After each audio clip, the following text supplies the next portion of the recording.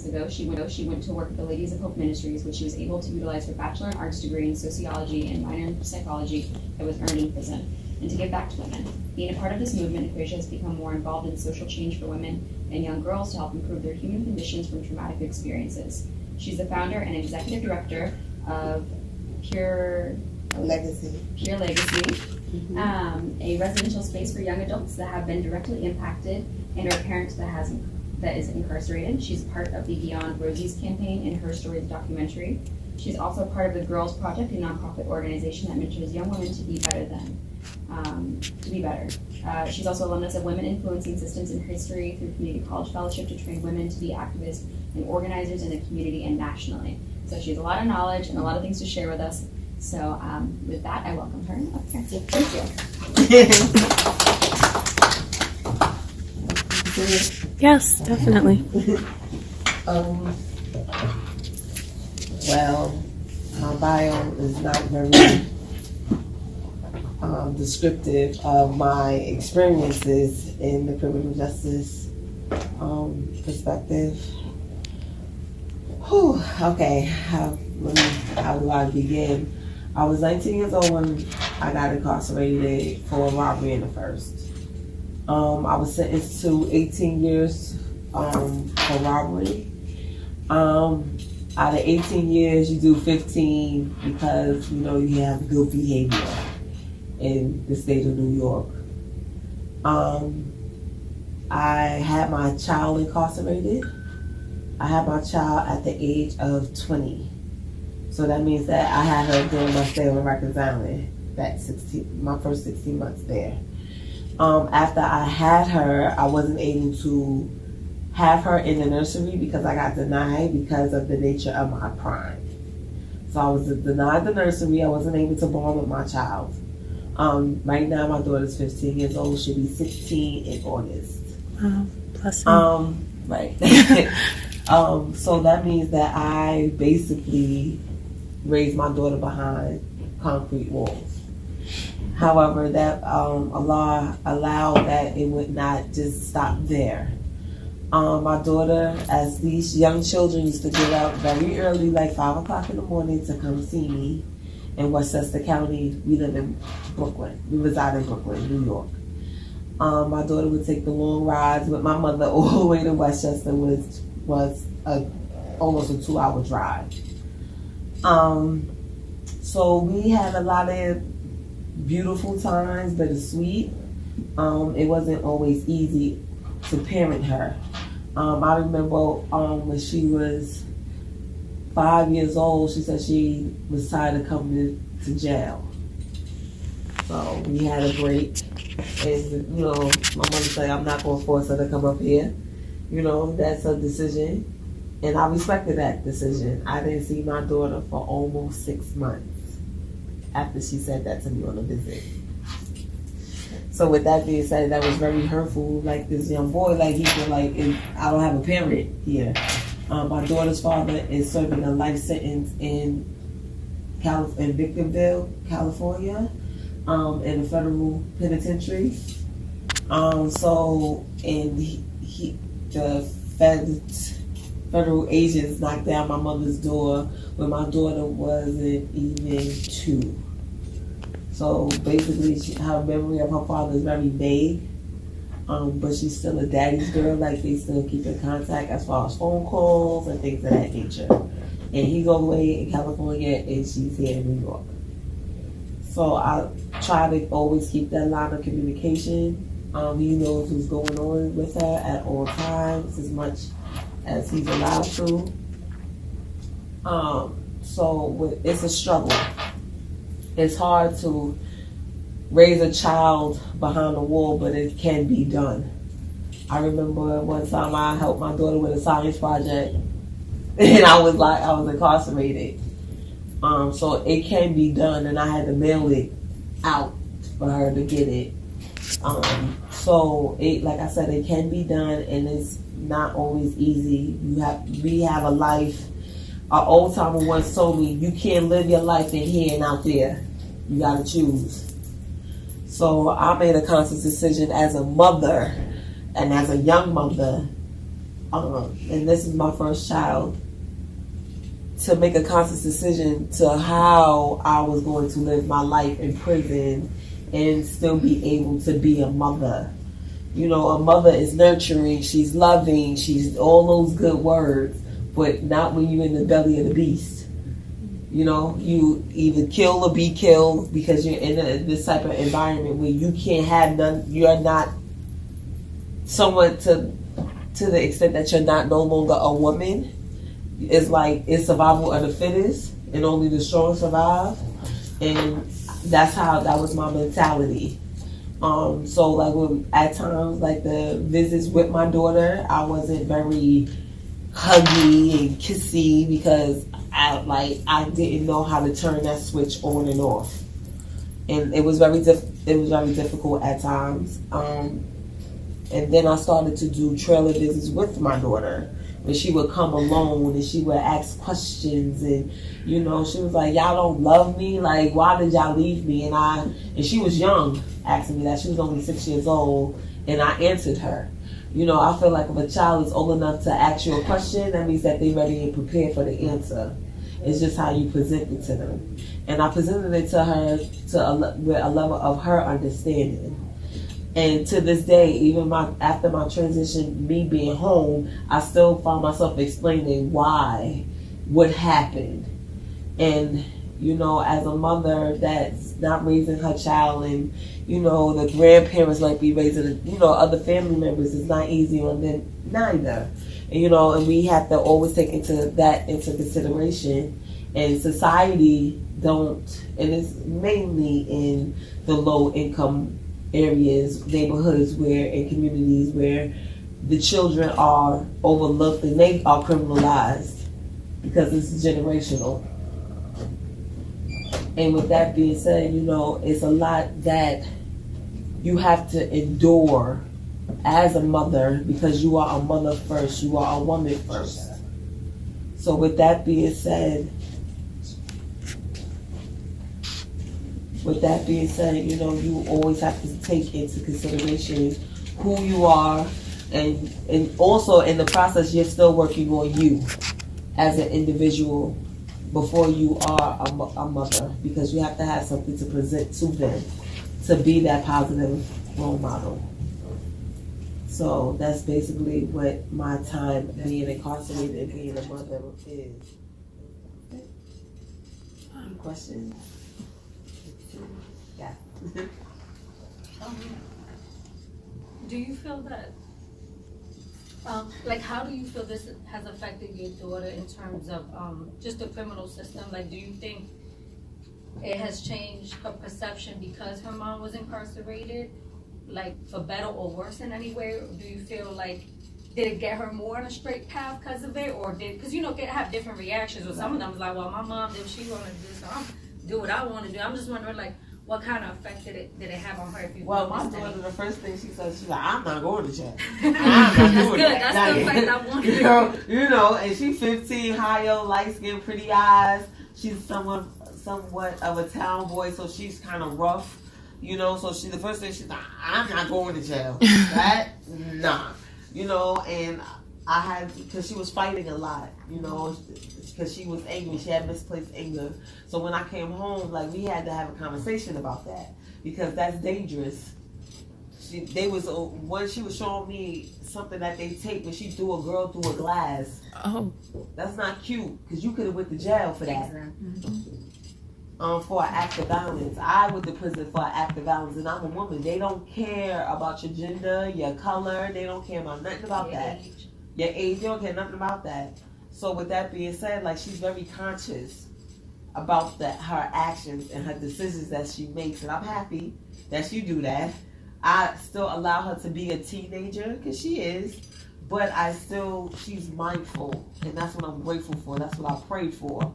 My daughter, like, she's just started high school, and she already got a scholarship in mathematics, because that's something that I've nurtured while I was in prison. When I used to make a way for me to go to the Children's Center in Bedford Hills so I could call the teachers and ask them, how long do it take you to prepare a class schedule? Like, how long does it take you to prepare? How do you de-stress with handling with all these different children and different needs and things of that nature? And then she was like, oh, whoa, right? Because you're not going to overlook my child. You're not going to have her fall through the cracks. So with that being said, like, you have to be involved, and I think that when you are incarcerated, you're more conscious of what's going on and how you look at things. You look at life differently than when, as if someone that's outside on the go, not paying attention to their child. Like, sorry, it's a woman thing, but like I said, like, my daughter's 15. I was like, you ain't asking for no sanitary napkins. What's happening? She's like, I got some. Like, like, I had to ask because a mother that's on the go, that's not paying attention, will overlook it. So is she living with you and your mom now? Yes. Or does she move and just No, live she lives with me and my mother. You guys? Okay. So with that being said, like, I'm very conscious. I know what's happening with my child, and I think that's because I was incarcerated. I didn't get the chance to feed her that bottle in the middle of the night and nurture her, and when she had scrapes on her knees, to put a Band-Aid on it. So I'm here now. I'm not trying to be an authoritative mother, like, oh, you do this and do that. No, we have a conversation, and I allow her to have her opinion, however, to a limit. But it's hard. But that had to be built, and that didn't really get established until I came home. Is she involved in the justice stuff too, or no? No. Okay. My daughter's not into the limelight. She's not into that. But she knows what I do. Like when I open my house for Fair Legacy, like, she's one of my workers. Like, she knows. I was like, you know what you got to do, and that's what it is. Like, I want her heavily involved. I want her to be able to mentor a child that has been directly impacted. Like, she's about to do the ITM training to be a mentor this this summer. So that's something that I didn't push it. She wanted to do it. She's like, and children love her. She's a people person. She knows how to talk to people. She understands people. She's not judgmental, and that's all that another child want from their peer. So, and it's easy for her to have conversations. She's not limited, and that's what I love about her. That's what I admire about her. So with that being said, I constantly always try to steer her and give her advice. And a young adult just wants you to listen to them. That's all. What's ITM? Sorry, I don't know what that is. It's a institution mentoring training. It's done by the new school, and they train people to be mentors, especially people that are deeply impacted, that have been directly impacted by the criminal justice system. They have one for the adults, which is going on now, and they have one for the youth, and they pay them $15 an hour to basically work on themselves and to train other young to be a mentor. That's great. Yeah, which is dope. Yes. I was wondering if your daughter understands that the way the system is structured is going to, one of the consequences of the way the system is structured is the denial of a lot of kisses from mother to child. It's structured in such a way that many poor people consider criminality, as it were, as an option. And one of the consequences of that is that at some point you may go to jail, and you will be deprived of the hugs from your children and deprived of the kisses from your children. And so that when you go through the reasoning chain, you come back to the government having structured things in such a way that is one of the consequences. I think it would be good if your daughter understood that. It's not that you intended to deprive her of hugs and kisses, but there is a system that knows that there is a certain percentage of people. Right, you can't touch. It's just they take the human. out of a person, and my daughter does understand that. My mother nurtured her. She was her caregiver. She was her mother, basically. So my daughter knows about the hugs and the kisses from grandma. She don't know the hugs and the kisses from mommy. So with that being said, and from her father too. And from her father, Right. but she knows the hugs and the kisses because he raised her the first portion of her life until he died, so he was taken away. Because she lived in the same household with him, so they do have that bond. She, like I said, she's a daddy's girl. She would rather her father than me. You know, she called me the Terminator. But anyway, with that being said, you know, I constantly let her know why I am the way I am, because my mother is not like that. My mother always kissed us, hugged us, everything. She was very affectionate, and you know, I told my daughter that but you know, she's a teenager, so I came in like at an age like I don't want to be seeing my mother. Why are you kissing me? Don't hug me. What's going on? You know, but she does allow me to do that when she feels like it. And I guess that's just a teenager growing pains thing. But it's not often. She lets that be know. She's like, I'm like, give me a kiss right here. She was like, no, stop asking me to kiss you like that. So, you know, and I tell her that prison made me this way. And it's going to take me a minute to get out of it.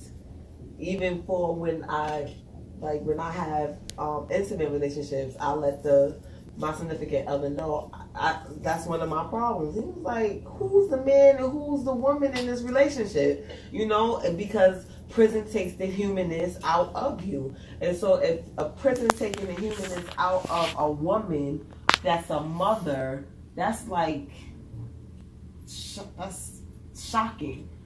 A mother, you supposed to be kissing me and hugging me.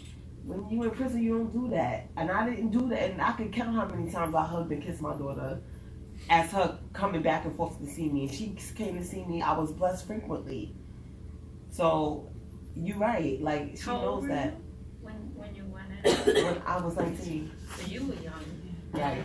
My brain wasn't fully developed. Yeah. You know what I'm saying? Like, basically turned into an adult in jail. Yeah. Right. In prison. Yeah.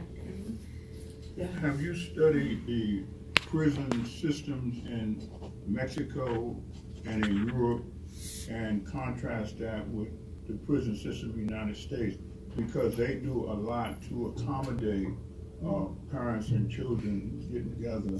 You and know, it's not so in the United States, and it's not because of money. When I was in prison during my incarceration, we had people from Australia come to Bedford Hills Correctional Facility, because you know Westchester is the richest county in New York State. So they had, you know, basically it was the guinea pigs. So they would have them come speak to us. We trying to see what your structure looked like. And I will ask them what y'all structure looked like. You know, what y'all do to, you know, to the people that y'all held captive.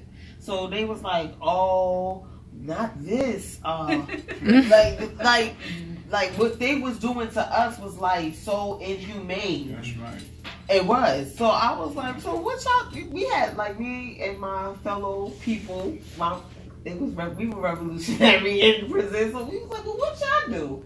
And they told us, they was like, well, we don't. You know, the children can always come see their mother. Like I was like, always. I was like, what do you mean always? What's always? They was like, we don't restrict them. I was like, whoa, I'm in a wrong country. Like, you know, like and that's very enlightening, because I'm like, if those are considered third world countries, Australia, Austria, who else came to see? Germany.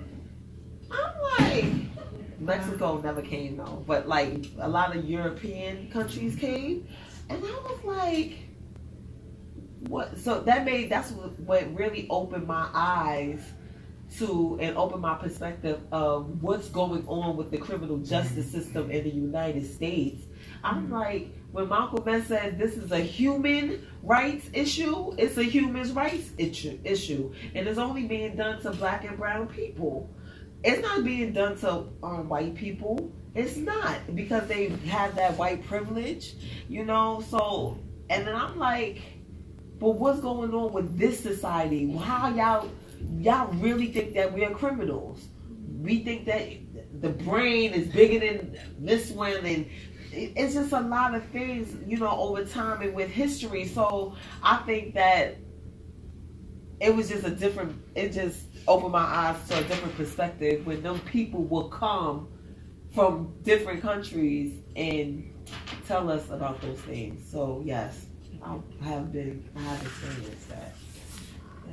Yeah, with the other mothers that you were with, did you have like support circles to discuss the children and how to?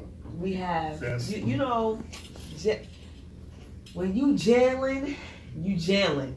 You know, that's a term that we use. Like when you conform, you become institutionalized, or you jail, meaning you do what you gotta do and don't get caught. Basically. So with that being said, you know, it was a mother.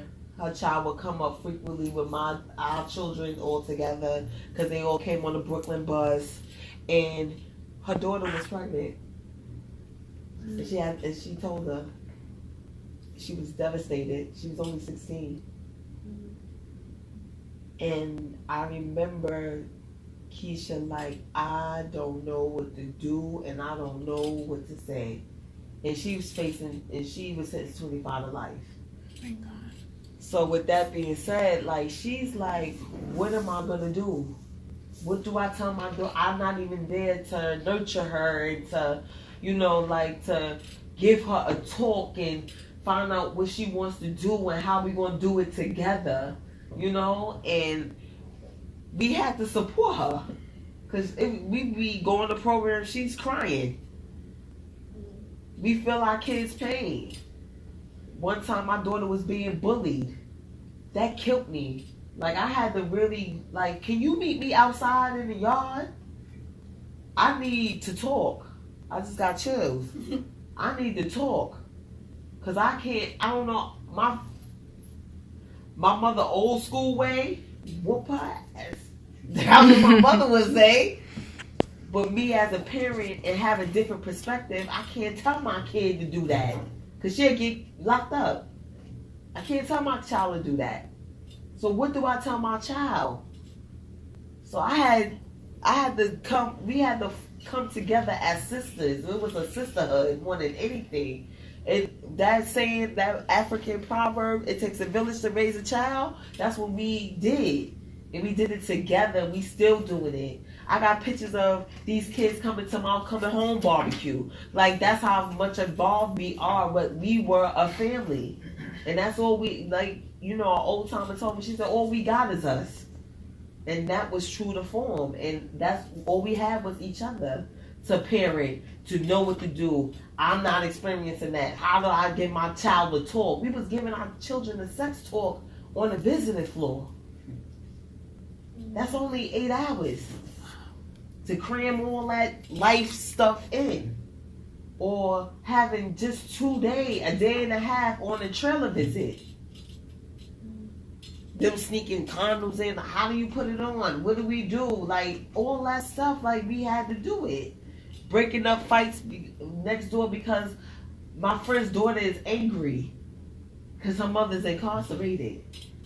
I'm going in there, sneaking in there, breaking up fights, like, you know, like, and being like an aunt. Like, it was a form of a sisterhood. That's the only way we was able to parent.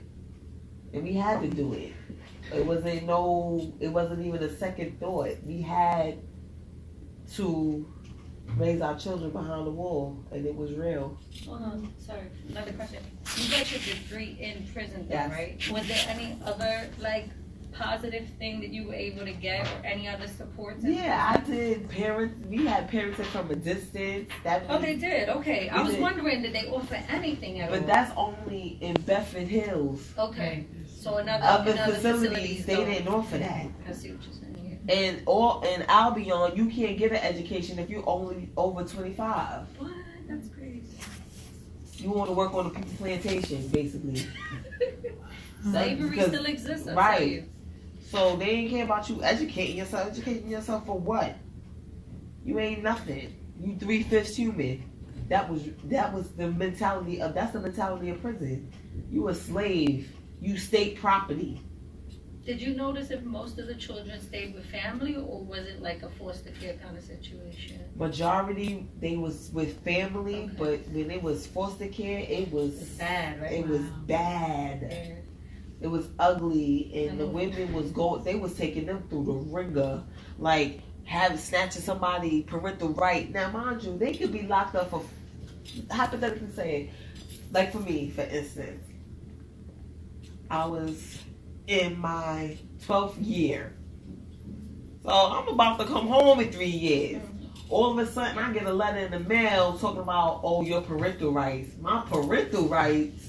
Are you crazy? I'm not giving them to you now. I wasn't giving it to you then. You would have had to take them. You like that? Yo, the ACS system that's another whole system too. That's a form of incarceration too. I thought They the was- whole point was to bring the family No. back together, though. Sometimes you know how many women will come off the visit crying because because the social worker didn't bring the kid. Oh, we missed the train. Wow. So you don't come at all? It's the visits in It's a Bedford long Hill amount. is from not 8:30 in the morning to 3:30. So no excuse. So there's no excuse. Even if you came at 3 o'clock, people will still let you in because you got a court order. Wow. So people are just failing the children as well. They feeling the children in them. They wonder why the boy is acting out. Because he can't trust nobody. with Can't the trust family. nobody. He want to see his mother. You ain't his mother. But we were going through it. But with the child, it was a blessing that if your child was with a family member that cared. That's true. That's the difference. Or that has good parenting skills. Because then you letting someone who doesn't have good parenting skills raise your Right. child. That's another fear. Right. What that child's going to be when you come out. Right. Like my mother. My mother, She did good or no? she don't have the best parenting skills. Okay. Now that I look back on it, I love her and I appreciate Yeah, of her. course. But she didn't have the best parenting Not the skills. way you would have done it, yeah. Because to this day, my daughter do certain things. I be like, You allowed. where did you learn that from? So so my mom was like, well, you should have been here to raise your own child. Oh. And I was like, you That's are the steps. absolutely That's the right. You know? And that's my reality check. But you know, things happen in life, man, and we make decisions. I don't consider them mistakes because I don't regret nothing in my life. Whatever happened to me for a reason, and I learned from it. And I'm here to I'm here to stand and say that I survived it. Not a lot of people don't survive it. I just was telling a coworker today because I work for I'm a peer navigator at Providence House. I had to tell a social worker, do you know how it feels to be in solitary confinement, and the whole solitary confinement is sleep before 4 o'clock because they heavily medicated and you're not? What? It was 16 of us. Everybody was asleep except for me and another girl, my neighbor, because they was medicated down. Why they do that? Because Is it behavior or is it what? no, pharmaceutical companies give it to prisons faster than they give it to the people. We were considered laboratory rats. Like Oh, okay, so they're not even like FDA approved type. Right. Damn. Stuff that's not even on it's not even on the That's market. crazy. That's They wrong. give it That's to people. inhumane. They give it That to people is. that's incarcerated. Seroquel been off the market. They still giving it to them to this day. That's lawsuits right there. But But people don't know better. They don't know better because they like this. Mhm. They ain't even here. So it's a form of slavery. That's just like they just took down Mormon Sims statue down. The good GYN. Oh, yeah. They have a good play about that. I don't know if you've seen it. It's called Beyond the Sheets. It's really good. You gotta read a medical apartheid about the African. They was putting slaves in the pit because as testing to see if they while they was dying of heat exhaustion in the plantation. So with that being said, We still got a long ways to go. a long way to go. But that isolation, they use that to break people. Yes. Too. You know, you are the survivor, but usually they use They it. almost broke me. They Yeah. tried. It's the Yeah. same. And you They become- almost. And that's how they make persons a real slave, you know. Right. And those persons come out of there, yes sir, boss. Anything you say, boss. And they was. You know, and that's But- how they do that. Let me tell you something. I don't That know. that looks legal because it's other people in the unit, but only one person is woke, and that's you or you and your buddy. Right. That's how they do it though, and it's legal too. That's Right, why and- they cover that. Right. And they did cover it up. It was just amazing. And I was like, well, when is the mental health people gonna come and check them out? I remember one time they was trying to give the girl her mail and she didn't hear the officer at the door banging on her door. Do they provide like therapy for people in prison? They supposed to. Like if They you need someone don't. to talk to and things like that? I was on Rikers Island. I had postpartum depression. I did not see a therapist or anyone And to they were aware. talk to. They was aware I had my child. I'm supposed to automatically, from the muscle, go speak to somebody. I ain't speak to nobody until I got sentenced, and that was, another 8 months later. Mm-mm. I was like, y'all here, what for? I was like, because I have been feeling some type of way since I gave birth to my daughter. They was like, nah, you here because you got sentenced. What? Wow. I never got any mental health anything. I ain't even sit on nobody's couch. And when I got sentenced, I really didn't want to talk to nobody. What I want to talk to you for? It's just tough to have to even live in there. They should be helping people because one of the major issues is when people come out, they don't know how to live in the real world. You know what I mean? So I don't understand why they're not spending a lot of time helping people while they're in the system. So Because that when they do come out, it's not used for it's like that. they want you to go back in. That's what it is. Right. Yeah, they want you to go back in. Just like A lot I of people had don't. when I first entered Bedford Hills Correctional Facility, I had a friend. My friend name was Kayla Frank. Me and her had the same crime, different counties. She had 7 years. I got sentenced to 18 years. That's bull. But she might as well have did my whole bed with me. Wow. That's how much she was in and out. Oh. She might as well did the bed with me. Mm. Now she's in Virginia trying to fight to get back home. They just took her from Takana Correctional Facility because they gave her. She was supposed to come home on her merit. She's supposed to come home in 2 weeks. They snatched her last week. Oh, They took her no. to Virginia because she had a charge out there. Are you serious? No, she has no children. She ain't stay home long enough to have them. And she's not an addict. She's just she has another form of addiction. She's addicted to money and fast cars and a fast life and this guy and that guy, and she lost her whole soul. Do you notice that like the women that do have children seem to be more focused than the ones that don't? Not always. No? Okay. 'Cause Not you would hope always. that that'd be your motivation, you know? You will hope. 'Cause some parents are not good. That doesn't mean anything. Yeah. So, yeah. Do you plan on having more children? I do want one, but the brother better Yeah, you can step it up probably, right? don't come at all. But yes, that's what I want. But that, whatever's in the cards for me is in the cards. But I want to parent my child. Have that experience. Not even only the experience. Like I have to prepare them for this world, and I need a strong man to do that. I had a question. Oh. Yeah. Yeah, were there any other sisters that gave birth in prison, and those who did, were they shackled? Were you? Yeah, I was shackled. My chest was leaking. Wait, how do you? Oh, Yeah, how do you give birth shackled? You there screaming and yelling and getting ripped open? And then you have to feel that weight on your. No, during birth, you're not shackled. Oh, okay, I know.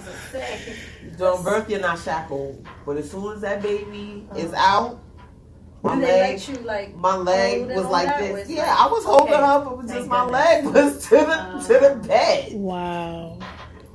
Yeah. Yes. I just want to say thank you for sharing this with everyone. It's really, really insightful for me. Just like to know like this experience is just really like. So I think what you're doing is just very important. I just wanted to tell you that. I have to step out soon. But I just want to say thank you for this. Thank you. Yes. Thank you. Thank you. But yeah. Yes, you had a question. I did, because I wanted to know of like some of the things that you do, because from the intro that you mentioned, you seem to work with women who were in the same circumstances as you. So what are the like a few examples of what you do, like as you work with them? Well, for one, I'm on the campaign for Beyond the Rosies.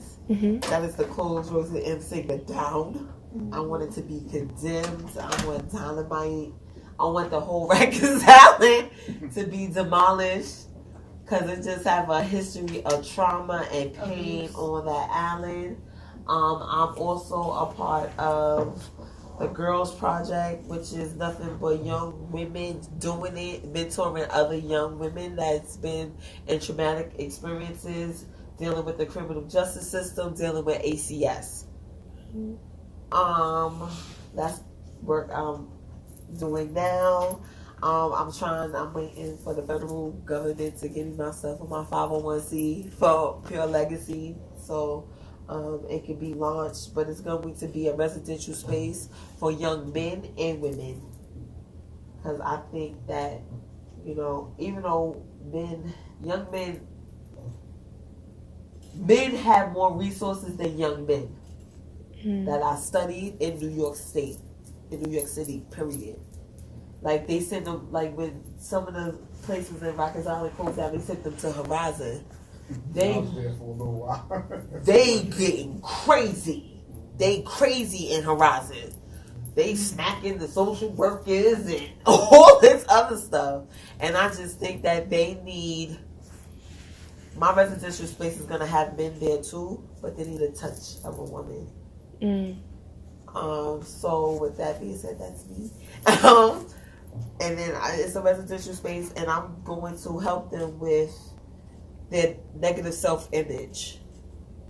You know, Yeah, it's a lot of self-hatred. But Yes. people don't realize that that's what it is. It Yes. takes therapy to pull that stuff out. right. And Woodson, the great philosopher, one of I consider him he's a sociologist, but he said, you know,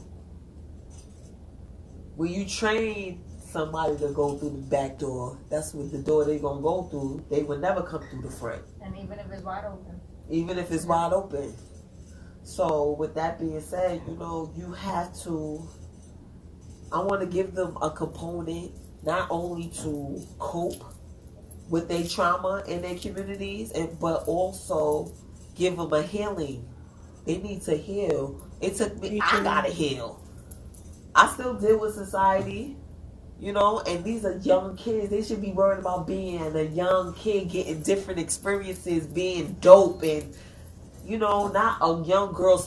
I got a young girl, she's 19 years old, and she's into sex trafficking. She told me, she's like, I don't do nothing for free. I said, Oh my gosh. Sorry, so loud. okay. I could hear someone saying that too. And she's It's the 19. mentality is working. But that's because of and she has no boundaries. No self-worth. None.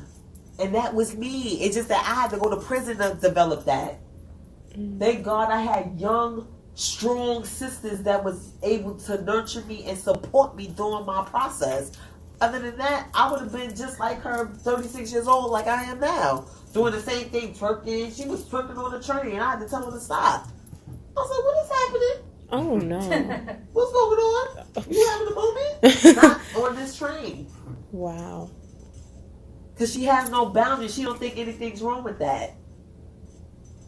That's a thinking process. That means somewhere down the line, I'm trying to reconnect it.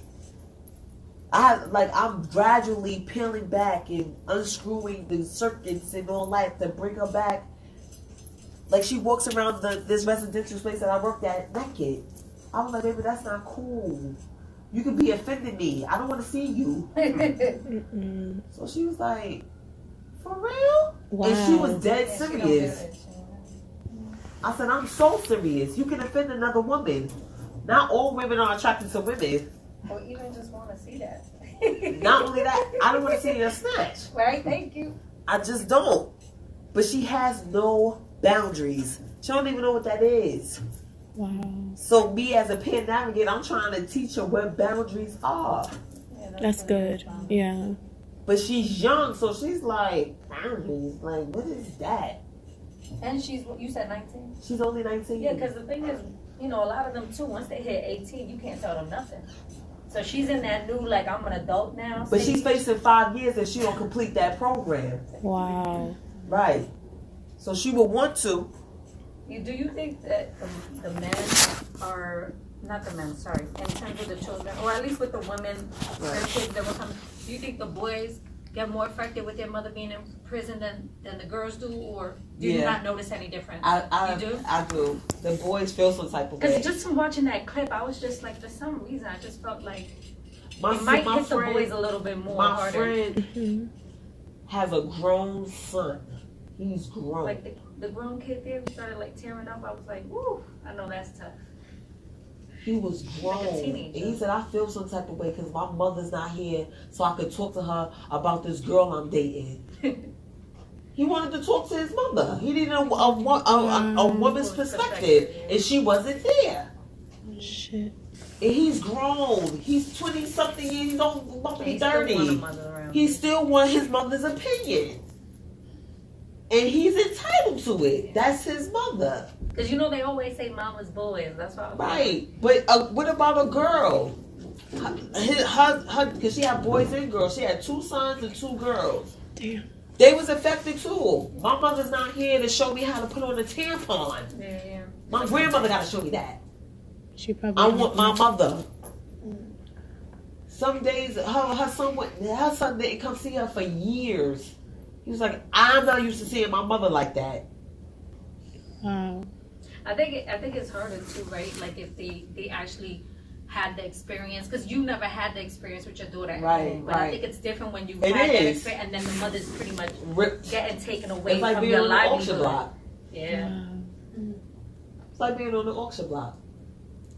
Give me that baby, and you go this way, and this baby going that way. It's like an auction block. That's what modern day slavery is. It's just an auction block. It rips apart families. It does. Before we wrap up, first of all, I want to just reiterate thank you so much for joining us Yes. and for leading this discussion and sharing your experiences most of all. It's one thing to see in a documentary, it's another thing to have you here with us. So thank you.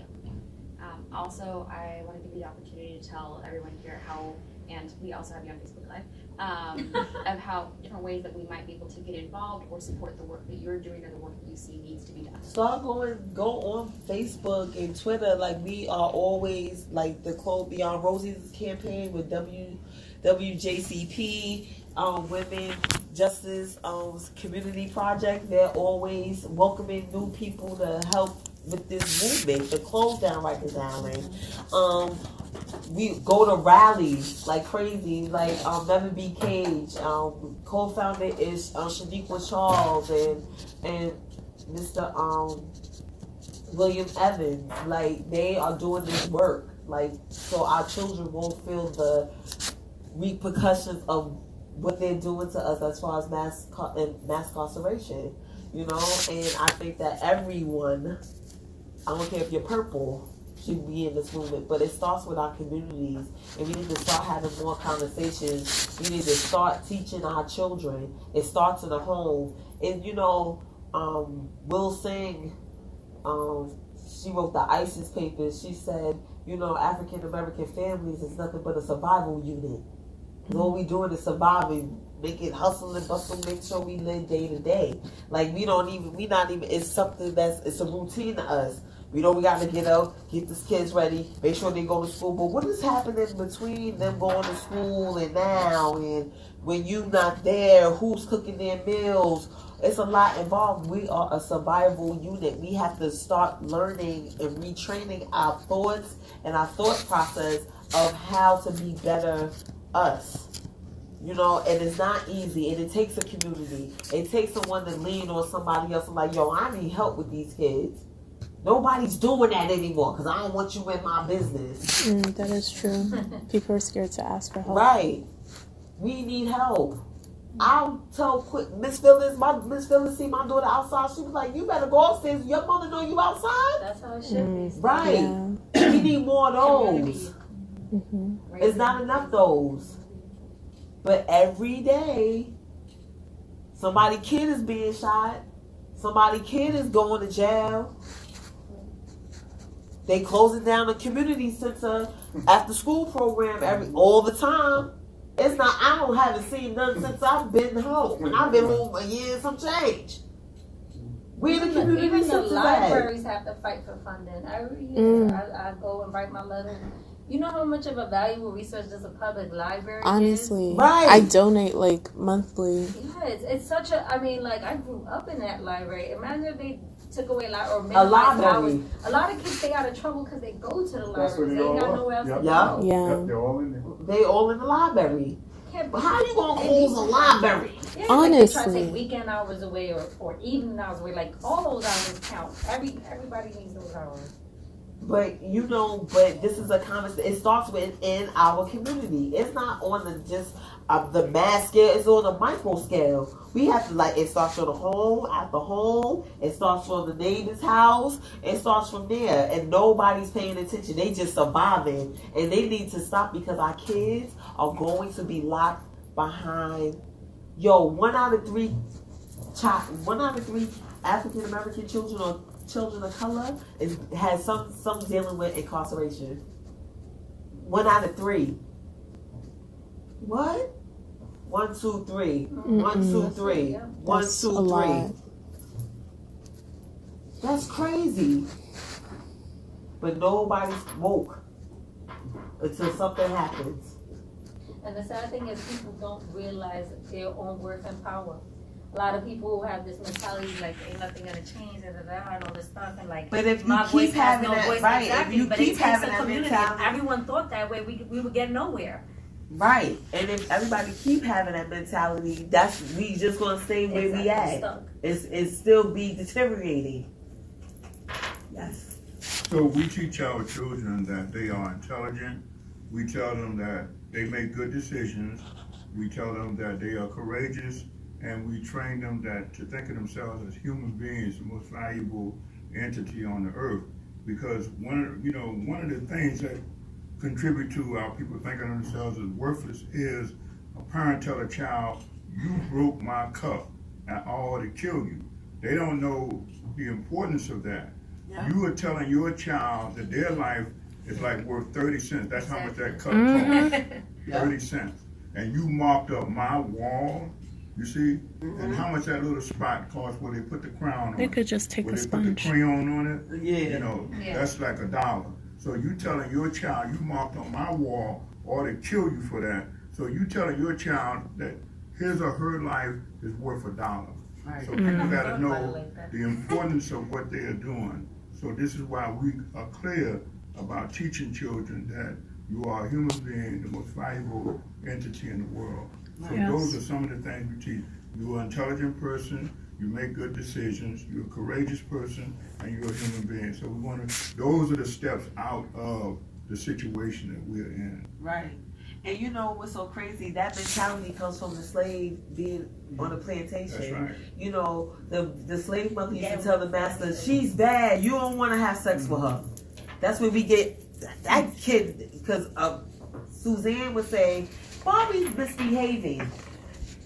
Suzanne ain't gonna say Barbie is bad. She's not. But Shaniqua will call her daughter bad.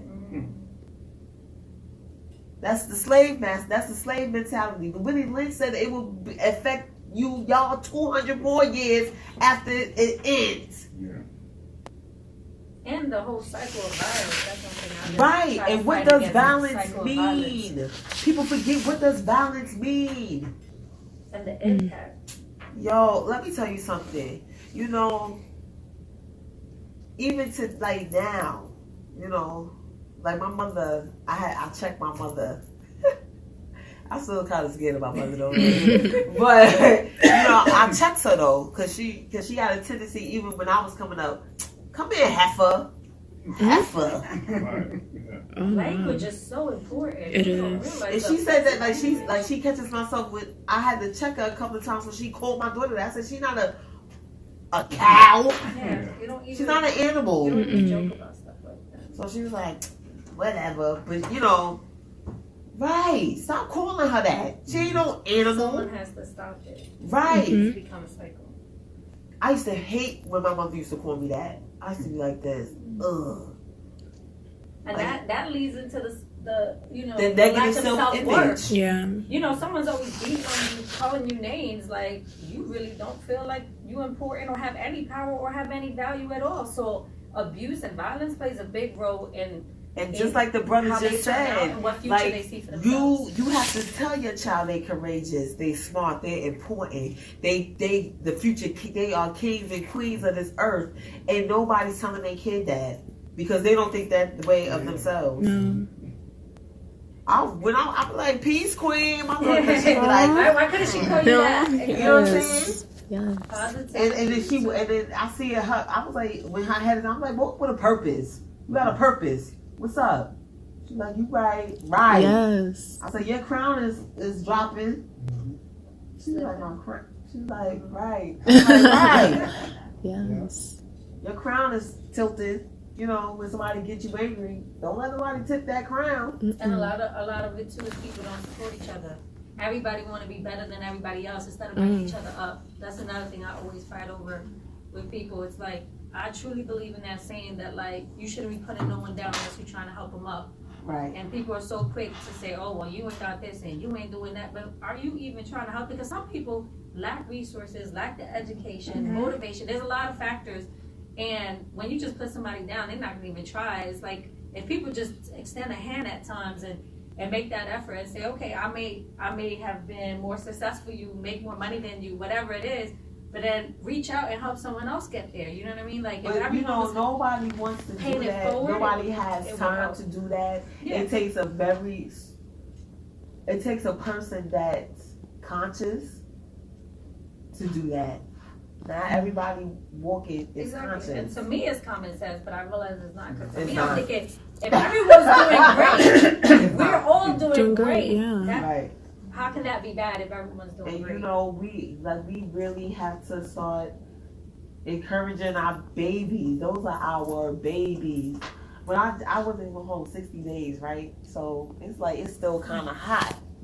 But I came home like in October, so it's still, you know, got that heat to it. The kids was in the building, and these two girls was fighting. And I was with my homegirl that like helped raise my daughter, like looked out for her. Like to this day, she see me, she start crying. So they fighting, and I went to go break it up. She grabbed me. She said they ain't Desire, and they ain't her son. She said her son name. She said they ain't them. Don't break that up. I was like, what? They gonna kill each other. Like me and her debate, they fighting. Like I was like. That's a whole. I mean, there's just so many. She Every said- time we talk, I just think of all these issues. She said, Because that's a "Do whole not-" other issue. People just watching things and not She doing said, it. Just "Do standing by, not not doing break things that about up." it. I said, are you serious? She said, girl, we will be out here fighting the mamas. I was like, It's sad, but she's probably right. whoa. They was killing each other. I wanted to cry because that could have been my daughter. I would have wanted That's how I somebody to feel. break that up. Mm-hmm. She said, don't break. I went to go a tip like she said, she grabbed me. She They said, were teenagers. Yeah. The thing is, with teenagers, they be ready to fight adults too. They got no respect. But I'm just saying, she was like, they ain't Tyler and they ain't Desire. Let's We go. have one more question for her because we have to wrap. Okay. Yeah. Okay. Yeah, Any more questions? We just talking yeah, we about- just Ah, I can yes. go all night. So you have to tell me we're gonna wrap it up. Yes. The gentleman back there. Yeah, sure. I just wanted to thank you for your comments. I feel like I've gotten to know you better. appreciate your work. We're friends. I just wanted your thoughts on, I mean, it sounds like you understand the concept of internalized depression Yes. and the conditions that the younger generation is facing. What are some of your ideas about how we can reverse that process of internalized depression? Not just, you can say, look at it like intergenerationally. Right. From the older generation who may not always understand or get their role in the way they internalize that oppression towards us. Right. Us now becoming conscious of this Right. and still having to figure out how we could restore our own humanity. Right. And then most importantly for the next couple of generations. My daughter is a constant reminder of that. She makes me remember that every day. She's like, stop acting like an old person. I'm like, what? Like, and that's the worst thing somebody, a kid can say, like, you acting like an old person. So I'm like, she's like, say something else. Like, then I gotta pause because I'm like, I don't want to seem like I'm lecturing her. So I'm like, I was like, all right, so how we gonna do this? Like, what's your input? And she was like, right. I was like, like, you know, but I still allow her to be who she. That's the problem I think with our parents. They didn't allow us to be who we are. Like, and today, because we was raised like that. A kid is a child is a child. They seen and not heard. They don't do none of that. Today, with social media and all this other craziness, we have to allow our children to be who they are. We just have to give them the tools and guide them and lead by example. For me, I have a female child. I know that I cannot have a bunch of men. I don't ever want her to see that picture of me as her mother. I just don't. But that's that old school thinking, no, you can't spend the night. You know what I'm saying?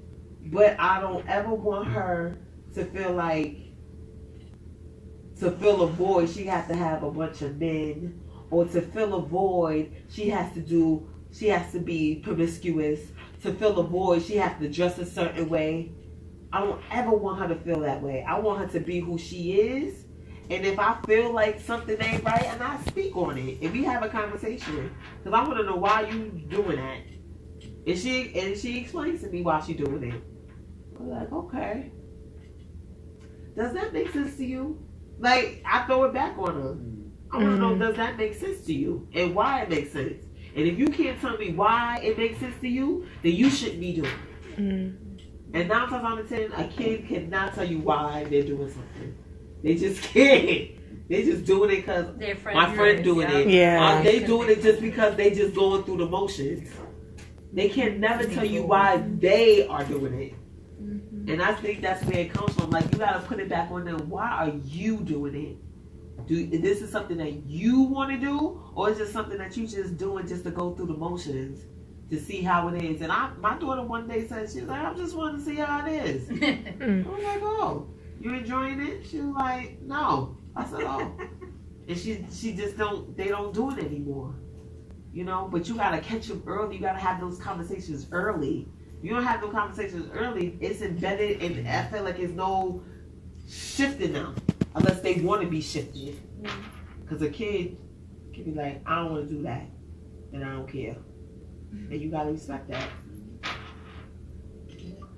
By the way, Donna Hudson showing you love right now. Thank you, Donna. I love you. Yes. I think we could probably continue this conversation for a long, long time, but I do want to thank everyone